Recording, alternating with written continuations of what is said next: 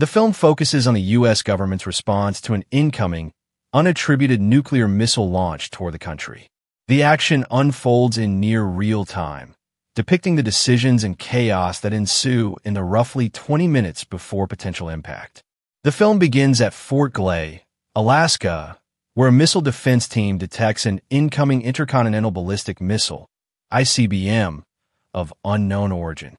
It is quickly determined that the missile is a genuine threat headed for Chicago, leaving military and government officials with less than 20 minutes to decide how to respond.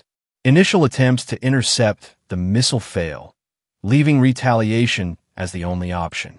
The President of the United States is forced to make a harrowing decision about a potential counterstrike.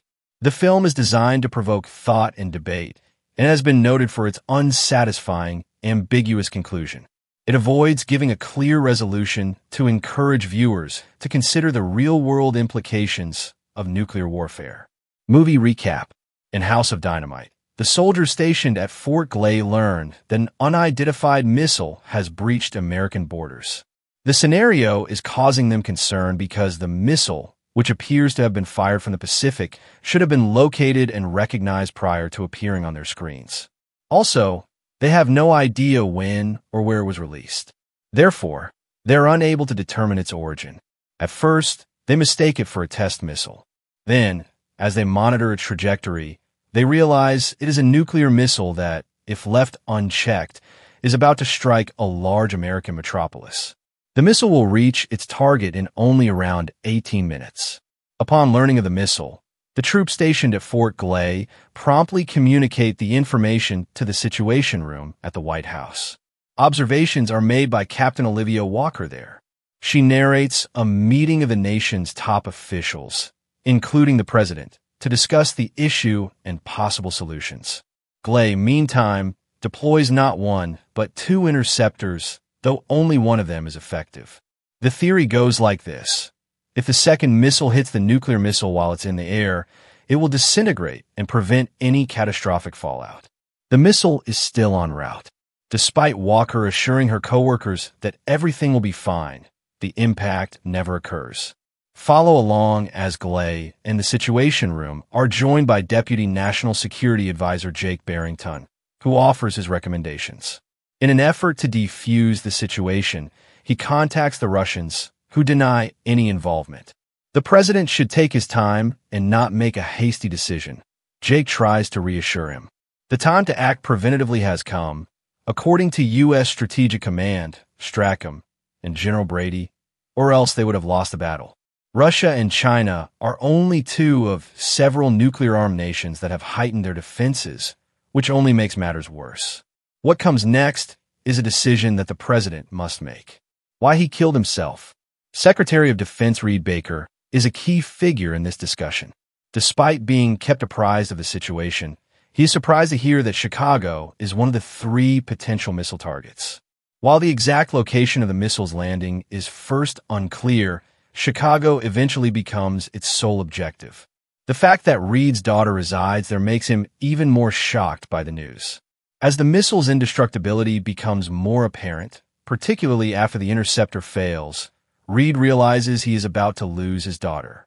In the 7 minutes before the nuclear bomb detonates in Chicago, Reed makes an effort to evacuate his daughter from the city. He begs his secretary to find a helicopter close to Chicago so he can contact his daughter. Since his wife passed away, he and his daughter have become estranged, which is a major obstacle. Consequently, he is unable to forewarn her or provide an escape route, regardless of her response. In the brief time they have, he instead asks her about her life. The chat ends on a positive note, as he is pleased to hear that she is seeing someone. A little while after that, the security detail arrives to whisk him away from his office and into the bunker, just as they do with every other designated evacuee. However, during their way to the helicopter, Reed pays little attention to his trip. Rather, he continues on foot until he reaches the rooftop, at which point he leaps off, ending his own life. Most people who have been following the issue from the beginning and know where it is going feel hopeless, as shown by Reed's choice. Since his daughter is likely dead, Reed no longer cares about anything. Yet his presence is crucial for determining what to do next as Secretary of Defense. Naturally, he could have waited, hoping that the missile would instead strike the lake instead of the city, or that the bomb would be accidentally detonated. His daughter may still be alive today if that were true. The weapon might devastate Chicago, taking the lives of his daughter and millions more. But Reed isn't prepared to accept that reality. His wife has already brought him sadness, so he won't have to cry for his daughter too. He jumps off the cliff. POTUS decision explained. Although House of Dynamite spans 2 hours, the events that I recounted barely cover 30 minutes of that time. During this period, people start to realize the missile is there, try to stop it, and then realize with a heavy heart that they can't do anything about it. Although the city of Chicago will most certainly burn to the ground, there's hope that things may turn out differently because the rocket is bound for Chicago. It would not be surprising if the nuclear weapon aboard the rocket failed to detonate, given this has happened previously, as several have speculated. Another possibility is that it would land in Lake Michigan, which would mitigate the damage somewhat. But that's all conjecture because the movie doesn't reveal Chicago's fate.